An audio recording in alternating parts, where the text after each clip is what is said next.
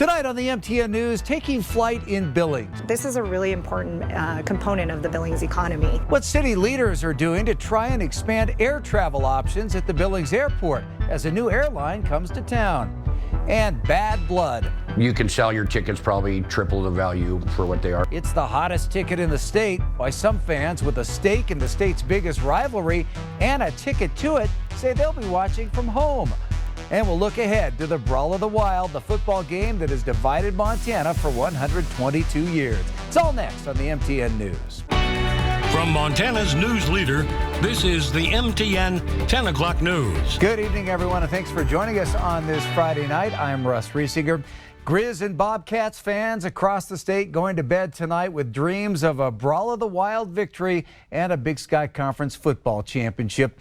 Thousands of Montanans are headed to Missoula for the Cat Grizz game. This will likely be the most watched Brawl of the Wild in years, with both teams fairly evenly matched. At 9-1, the Grizz are ranked third in the nation headed into the final weekend of the regular season. The Cats are ranked fourth with a record of 8-2. So it should come as no surprise. Cheap tickets are almost impossible to find. The most affordable tickets we could find on Ticketmaster today were selling for $152 per seat, but most are much more expensive. Here's a look at the high end of asking prices on various websites, with many tickets being sold for more than $500 on several sites. The most expensive ticket we could find listed, $1,620 on StubHub. As our Haley Monaco reports, many fans of these teams won't sell no matter what you offer, but not for the reason you might expect.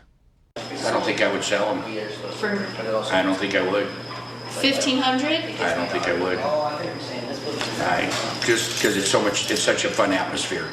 For 122 years, the Brawl of the Wild game has both divided and united Montana. While many Cats fans can't stand the Grizz and Grizz fans loathe the Cats, each year they all come together in one stadium. It was a Cat Grizz game. Everybody wants them, so you can sell your tickets probably triple the value for what they are, double or triple probably. I had two guys last year offer me $600 a ticket. Rick Steinmetz, the custodian at Billings Senior High, has 11 season tickets in his name and a line of people always wanting to buy them. Turned him down. That's right. Rick refuses to sell his Cat Grizz tickets, a principle he's stuck to all 20 years he's been a season ticket holder, no matter the asking price. So it may surprise you, he also refuses to set foot in Washington Grizzly Stadium when the game is in Missoula. And he's far from alone. One Cats fan told us they refuse to even get gas in Missoula. And it's not just Cats fans. Visit fan pages like this one, and you'll find one comment after another from Grizz fans who refuse to set foot in Bozeman, citing everything from harassing shouts to stories of rocks thrown at them while attending the Brawl of the Wild. I root for them all year long. I honestly do. But when they face each other, I'm a Bobcat fan. A state divided, yet united. Because you can bet no matter whether you bleed blue and gold or maroon and silver, most of Montana will be watching come Saturday in one way or another as their teams take the field. Go Cats! In Billings, Haley Monaco, MTN News.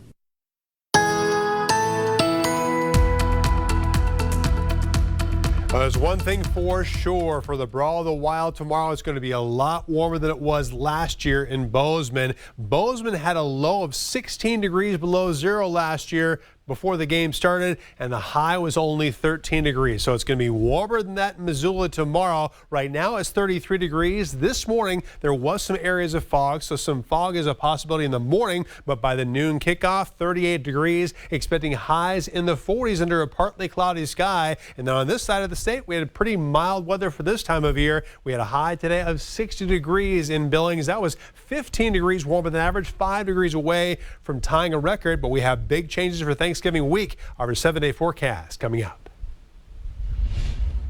With Thanksgiving now just a few days away, airports will be packed. AAA predicts Thanksgiving travelers will shatter records this year, with more than 55 million people expected to hit the road or take to the skies. But flights out of Billings remain limited. Frontier Airlines left the Magic City in 2021. Several other airlines have also reduced flights, and earlier this year, Billings slipped from the second to the fourth busiest airport in the state. But many are on a mission to change that. In fact, the airport and city leaders met with Southwest Airlines this week to try and lure that airline to Billings. Those discussions on the heels of a big announcement about a new direct flight to Los Angeles on Allegiant Airways. Our David J. takes a closer look. Allegiant will start with flights between Billings and Los Angeles in the spring. It's supposed to help business and tourism. A group that includes the airport director, Big Sky Economic Development, and the Billings Chamber is continually working to bring in new flights to Billings. And we're grateful for everyone being here today after the exciting announcement with new service from Allegiant to LA. It's been a busy couple of weeks for Billings Logan International Airport. Last month, it was the announcement of new summer flights on Sun Country Airlines to Minneapolis. This week, Allegiant Airlines unveiled Thursday and Sunday flights between LA and Billings from May to August. We're glad to have them here to serve Los Angeles. Allegiant used to fly between Los Angeles and Billings, but that service was ended in 2012. Other flight options out of the Magic City have also evaporated in the past several years, most notably Frontier Airlines, which connected Billings to Denver. Typically, it has nothing to do with the airport.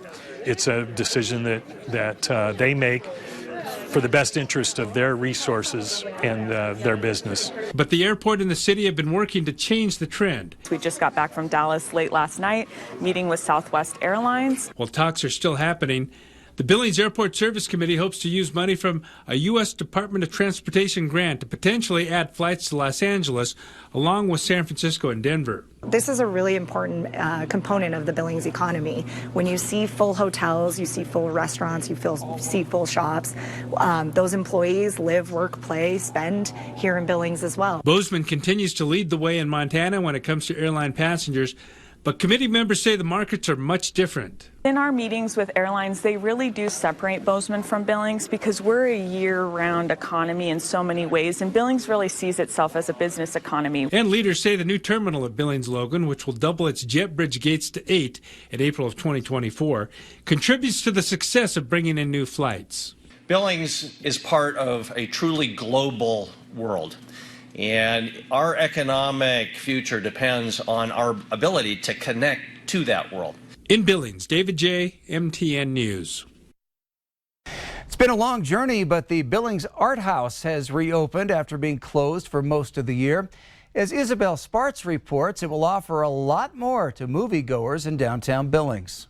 After months of construction, the Art House Cinema and Pub had their grand reopening Thursday night, and now they're ready for action. It's delightful to see the Art House growing. Maggie Arbuckle has been a longtime fan and contributor to the Art House, and even got to see her name up on the wall of donors at the grand reopening party.